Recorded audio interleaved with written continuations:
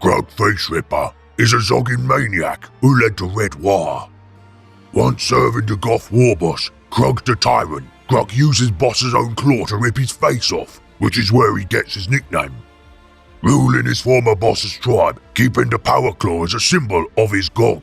Grug's well easy to annoy, and one time, he trashed an entire settlement of orcs because a stupid grot spilled oil on his breakfast, causing him to use his claw's buzzsaw to tear through everyone around him like butter. Ripping through a drop pod to crump the beakies inside during the slaughter of Black Gulch. Grug tore 10 of them to pieces, which really annoyed the brothers, calling themselves the Obsidian Glaives. Covered in thick knotty scars, which he earned through tons of crumping, Grug is always in the thickest of Daka, never wiping the blood from his enemies off, leaving a crust of it on his skin. Ordering his runts to clean off the gore, as he's too orky to do it himself.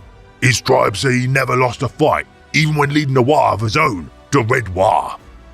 Named after the gore his men paint on their ships, Grug never intended to make a war, it just sorta happened.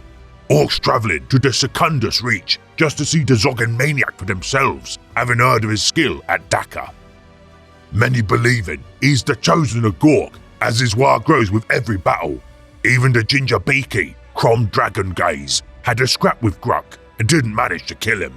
However, during the Red War, Big Mech Mogrock, who led a tribe of Bad Moons, set up a bunch of accidents to kill Grug, taking control of a large chunk of boys to take with him. Grug surviving the explosion meant to kill him. He now swears he'll get vengeance against Mogrock and his Morky ways, setting upon Umis within the Barghast stars to keep him busy until then, taking over the worlds of Tremendix and Deposia at the head of his new war.